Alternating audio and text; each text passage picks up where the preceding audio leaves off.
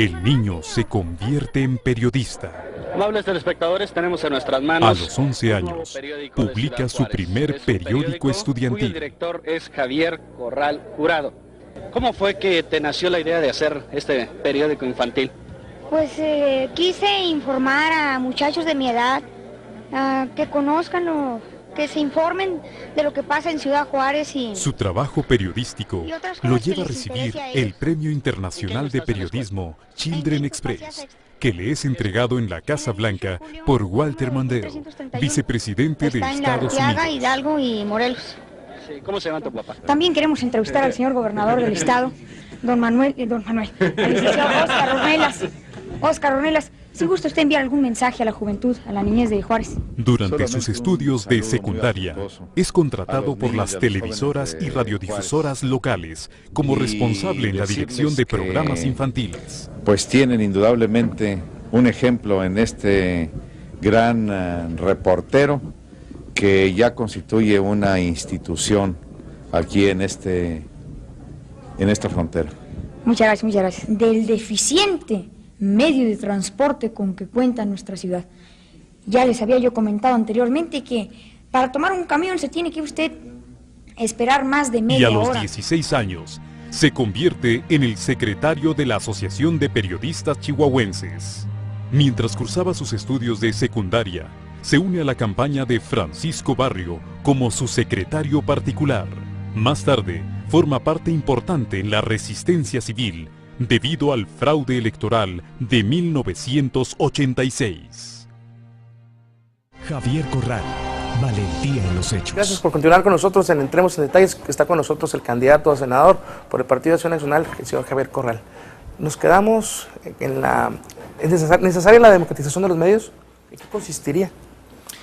Bueno, el movimiento 132 que mencionó hace un momento Araceli ha volcado su mirada precisamente sobre esta agenda, la necesaria democratización de los medios de comunicación, toda vez que ha sido ostensible en esta campaña electoral, ostensible y documentable, la parcialidad con la que el duopolio de la televisión ha actuado, primero para inventar la candidatura de Peña Nieto y luego para protegerla, cuidarla, salvaguardarla, como un proyecto de inversión política para la búsqueda del poder mismo.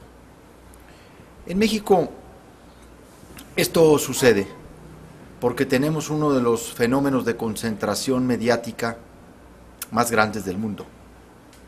En nuestro país, 2 empresas de televisión abierta acaparan el 96% de las frecuencias de televisión de explotación comercial.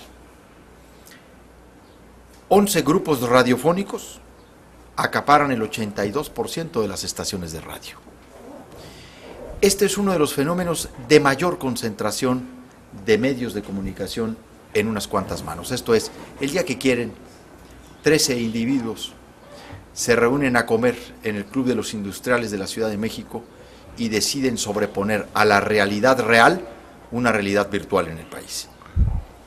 En México, la reforma de los medios de comunicación, la democratización de los medios de comunicación pasa por una mayor competencia, por ampliar la oferta comunicacional, no solamente para una tercera, cuarta o quinta cadenas nacionales de televisión, sino también para diversificar la televisión en cadenas regionales y ampliar en las localidades las opciones televisivas, tanto de medios comerciales como de medios de servicio público, medios en manos de universidades, de patronatos, de instituciones educativas. Pero además de la competencia en el sector de la radiodifusión, en México necesitamos una legislación que genere un campo de responsabilidad social a los medios de comunicación. Las libertades de expresión y de información no deben estar peleadas con el ejercicio profesional de esta actividad, ni deben estar peleados con los otros derechos humanos fundamentales de las personas, como son el respeto a su dignidad, a su honor, a su imagen, a su vida privada. No deben estar peleadas las libertades con la armonía social que representa cuidar, proteger el orden público. Necesitamos una legislación que modernice estos valores, estos objetivos, estos conceptos. Y me parece que los muchachos han llamado la atención de este tema, porque incluso vieron en un momento muy culminante de esta campaña que no tenían ni siquiera la posibilidad de un derecho de réplica reglamentado frente a lo que las televisores habían hecho con su manifestación en la Ibero. Porque México carece de una auténtica ley del derecho de réplica, como un mecanismo de respuesta y de libertad de expresión que tienen los ciudadanos que no tienen medios de comunicación. Entonces, yo he colocado este tema como uno de los más importantes de la agenda democrática del país, pues porque hay que decirlo con toda claridad, por los medios de comunicación pasan muchas cosas o no pasa nada. Son, en muchos sentidos, el gran procurador de información o el gran dique. Y lo que tenemos que hacer es que los medios sean aliados de la educación, de la cultura y de la democracia, no su valladar. Javier, inclusive uno de los candidatos a la presidencia de la República, Cuadri, acaba de descubrir el hilo negro. Ya hizo algunas suyas, unas propuestas que tú desde hace tiempo pues vienes luchando por ellas.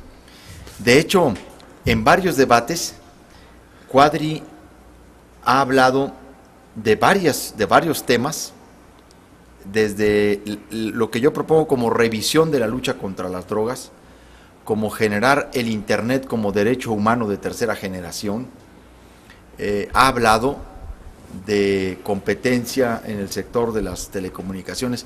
Sí, efectivamente. ¿Por qué Cuadri lo ha hecho? Porque está tomando la agenda ciudadana, que no es propiamente del PANAL ni de él, pero lo está haciendo por una estrategia. Yo lo he acreditado en los hechos en el Congreso mexicano. Tengo presentada la iniciativa de ley, quizá la más completa, la más importante que se ha presentado en el Congreso en los últimos 10, 12 años, que es una nueva ley federal de telecomunicaciones y contenidos audiovisuales, porque ahí es donde está el otro tema regular, esta convergencia tecnológica que permite la digitalización, esta imbricación entre redes de telecomunicaciones y servicios de radiodifusión. Necesitamos crearle un marco legal a esa convergencia, no solo para que los actuales prestadores de servicios puedan multiplicar sus servicios, sino también para que haya nuevos jugadores, para que haya más competidores. En México, la digitalización, hasta ahora lo único que ha significado es que los mismos puedan dar más servicios, pero no solo está pensado para eso la digitalización está pensado para hacer más grande la cancha, que haya más jugadores y lograr la diversificación, la pluralización, la competencia. Así es, en este andar por su campaña, que aparte inicia 23 días después que el resto de los candidatos, esto me imagino ha sido una desventaja hasta cierto punto, no sé cuál sea su opinión. ¿Cuál ha sido también el sentir de la gente, el clamor de la gente hacia Javier Corral, el candidato? Sí se me constituyó, Araceli, al principio una especie de desventaja, empezar con un retraso de 23 días, toda vez que estuvimos esperando la confirmación del trife de nuestra candidatura, cosa que se produjo tanto en la instancia de Guadalajara como en la sala superior. Sí, nos retrasó porque incluso muchos materiales de propaganda pues los tuvimos que ordenar a partir de que se dio la sentencia definitiva. No podíamos tomar muchas decisiones de largo plazo. Pero muy rápido empatamos las cosas y muy rápido redoblamos el paso, hicimos una agenda muy intensa, entre otras cosas porque, por ejemplo, de los candidatos del PRI, la única que más o menos yo he visto que ha hecho campaña es la licenciada Liliana Merodio y no tanto Patricio. Patricio dice yo ya soy, ya ni siquiera se compromete ni hace mayores cosas. En la campaña, en el diálogo que yo he tenido con los sectores empresariales, las reformas estructurales es el asunto, ¿no? La reforma laboral, la reforma hacendaria, hay una inquietud entre los organismos empresariales sobre ciertas imposiciones fiscales, particularmente el YETO. Entre colegios de profesionistas me he encontrado con que hay la inquietud de la colegiación obligatoria. Es un tema complicado, toca derechos humanos, libre asociación, pero también toca un asunto fundamental que es la certificación y evaluación de un debido ejercicio profesional. Entre la población, el tema del empleo es la exigencia recurrente. La gente no quiere que le den despensas o que le anden tratando de mitigar el hambre con unos 5 kilos de papas. Lo que la gente quiere son ofertas de trabajo, fuentes de empleo. Ahí yo me he abocado a desarrollar un conjunto de propuestas que tienen que ver desde una reforma hacendaria de carácter integral que redistribuya el ingreso, incluso que realmente aplique los subsidios y los incentivos fiscales a productividad, a proyectos productivos, a creación de más empresas, a promover y fomentar la micro, pequeña y mediana empresa, que los estímulos realmente del Estado en materia fiscal se orienten a crear empleadores, empleos o propios empresarios, vamos a decirlo así. También me he comprometido a una reforma a la Ley Federal del Trabajo que posibilite otras formas de contratación laboral. Me encuentro entre la población adulta el gran sentimiento de la discriminación que acontece en el trabajo. Ya nada más cumple las personas 45 años, ya no encuentran fuentes de trabajo. Tenemos que hacer que la Ley Federal del Trabajo incorpore a todas las personas con aptitud y capacidad para trabajar. Personas con discapacidad. Esta mañana, la semana pasada, platicaba en conferencia de prensa con los reporteros aquí en Delicias, que la gente cuando expone sus problemas, tiene a la vez las mejores propuestas de solución. Tratando yo el tema de la discapacidad, que debe ser reconocida en el trabajo, se acerca una señora y me dice, mire, este 4% que hoy tenemos para que las empresas contraten personas con cierta discapacidad, debemos de subdividirlo. Dice, porque hay formas de simular por parte de los empleadores este 4%. Necesitamos garantizar que dentro de ese 4% haya una cuarta parte obligada contratación de personas con discapacidad mental, algún tipo de discapacidad mental, pero que son aptos para realizar un trabajo manual. Este tipo de cosas son las que yo he recogido en la campaña, que siempre resulta para mí un ejercicio muy enriquecedor. El tema de la inseguridad también está presente, sigue presente. La queja sobre la corrupción es una queja reiterada, es un problema endémico en el país. Y he hablado de ir a fondo en las soluciones de combate a la corrupción, la creación de un sistema nacional de rendición de cuentas, la autonomía de los ministerios públicos, la autonomía de la Contraloría de la Federación, de lo que es la Auditoría Superior de la Federación.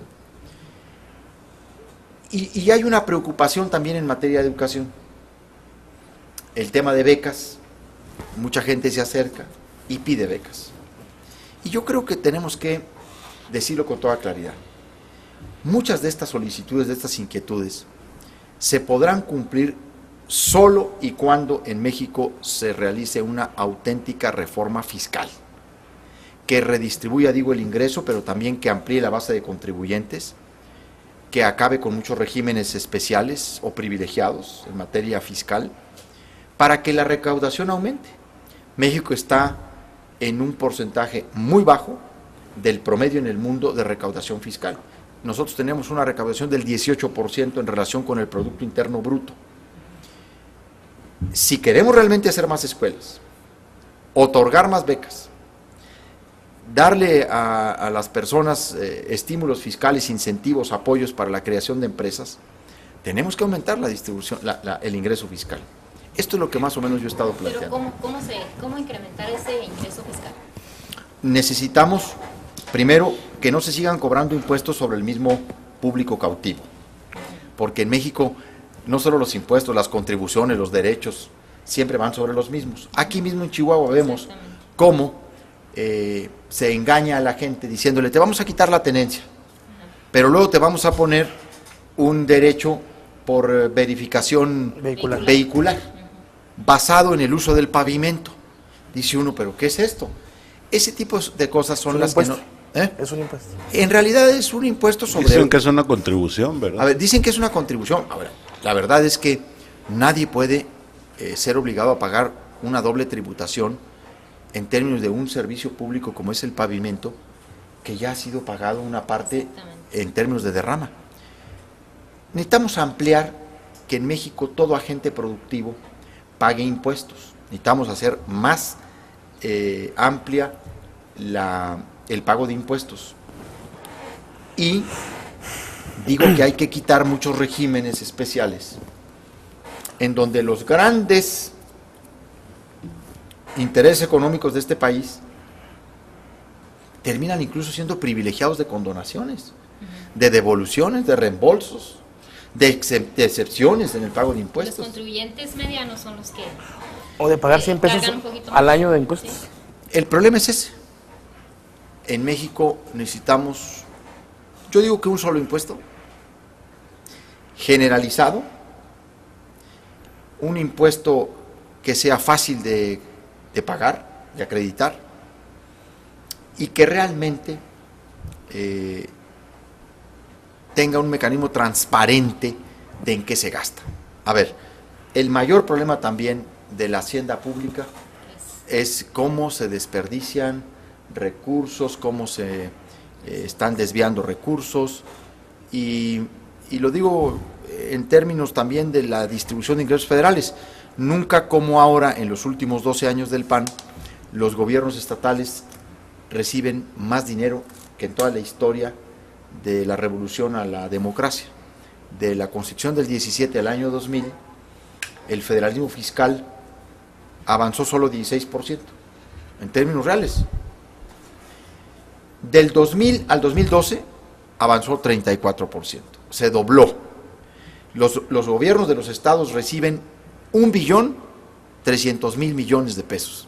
Cuando más dinero reciben es cuando se endeudan más. Aquí está Chihuahua como ejemplo, recibe 30.000 millones de pesos de la federación, tiene una deuda de 18.000 millones de pesos, destina al pago de la deuda 190 millones de pesos mensuales. A ver, ¿qué es lo que está pasando? Pues que hay mucha corrupción, mucha desviación, incluso muchos sobreprecios. Lo digo con claridad, como nunca en el momento actual en Chihuahua, el gobierno del estado está haciendo contratos de obras y servicios con sobreprecios estratosféricos. He denunciado el caso de pensiones civiles del estado, una institución que tanto pues orgullo le genera a la burocracia estatal, está no solamente en la quiebra, a punto de liquidar con este tipo de manejos. Entonces tenemos que hacer una reforma con todos estos ejes, con todas estas acciones, ¿verdad? Sí. Para poder aumentar realmente las contribuciones. Vamos a una pausa. Antes de irnos a la pausa, quisiera preguntarle, la causa de esta parálisis legislativa, de que las reformas no salen o que no se dan, ¿no será causa de la pluralidad? No. Vamos a una pausa y regresamos. Vamos a contestarla después de la pausa.